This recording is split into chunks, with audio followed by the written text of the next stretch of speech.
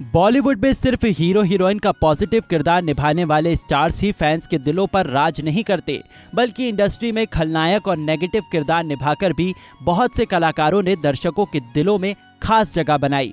उन्हीं में से एक थी क्रूर सास का रोल निभाने वाली ललिता पंवार, जिन्होंने ज्यादातर फिल्मों में अपना खलनायक रूप ही फैंस को दिखाया। लेकिन असल जिंदगी में जो ललिता पंवार के साथ हुआ वो किसी के साथ भी ना हो। पहले किस्मत ने जोरदार तमाचा मारा और फिर बहन ने बसा बसाया घर उजाड़ दिया। चलिए आज उन्हीं के लाइफ स्टोरी के कुछ किस्से आपको सुनाते हैं। क्रूर सास बनकर घर घर में पहचान बनाने वाली ललिता की जिंदगी पहले ऐसी नहीं थी।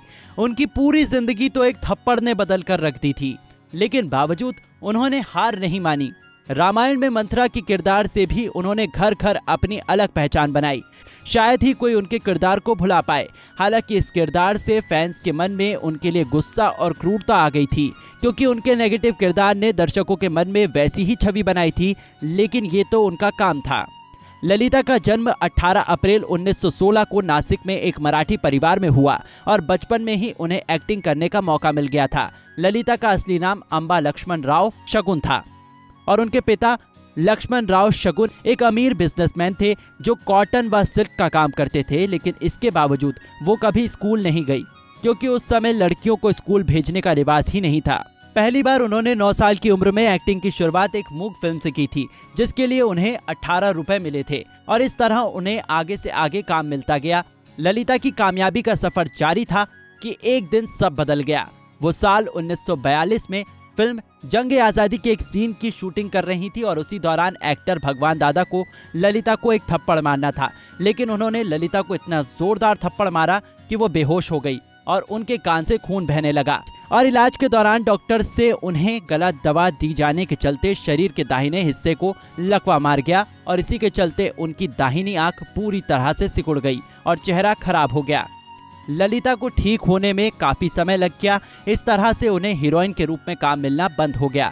लेकिन ललिता ने खुद को संभालते हुए दोबारा नए सिरे से शुरुआत की। लेकिन अब उन्हें हीरोइन की जगह नेगेटिव किरदार मिलने लगे।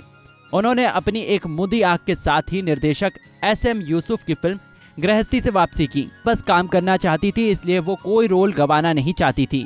इसलिए उन्होंने जालिम, धोखेबाज, झगड़ालू सास जैसे ही रोल किए और लोगों ने भी पसंद किया और उन्होंने सैकड़ों फिल्मों में काम किया।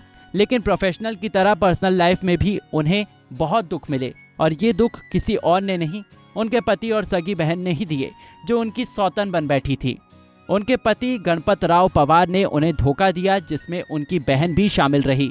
गणपत को ललिता की छोटी बहन से प्यार हो गया, जिसके लिए उन्होंने ललिता को छोड़ दिया। ललिता ने इस दुख को भी स्वीकारा और अपनी लाइफ में आगे बढ़ी और उन्होंने निर्माता राज प्रकाश गुप्ता से शादी की। करीब 700 फिल्मों में काम करने वाली ललिता का आखिरी समय भी दुखों से ही गिरा रहा।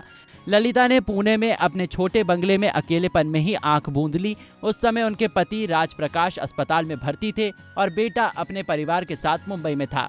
बेटे को उनकी मौत की खबर 3 दिन बाद मिली, जब उन्होंने मां को फोन किया, लेकिन किसी ने फोन नहीं उठाया। आनन फानन में पुलिस ने घर का दरवाजा तोड़ा तो ललिता पंवार की बॉडी गली सड़ी अवस्था में मिली। इस तरह आखिरी समय में इंडस्ट्री पर राज करने वाली ललिता अकेलेपन में ही दुनिया को अलविदा कह गई। बॉलीवुड की चकाचौंध भरी इस इंडस्ट्री के पीछे की सच्चाई कुछ और ही है। ऐसे बहुत से कलाकार हैं जो आखिरी समय में बिल्कुल अकेले पड़ गए और उन्हें पूछने वाला कोई नहीं रहा। नारी से जुड़ी मोर अपडेट्स के लिए हमारे इंस्टाग्राम को फॉलो, फेसबुक को लाइक और यूट्यूब चैनल सब्सक्राइब करना ना भूलें।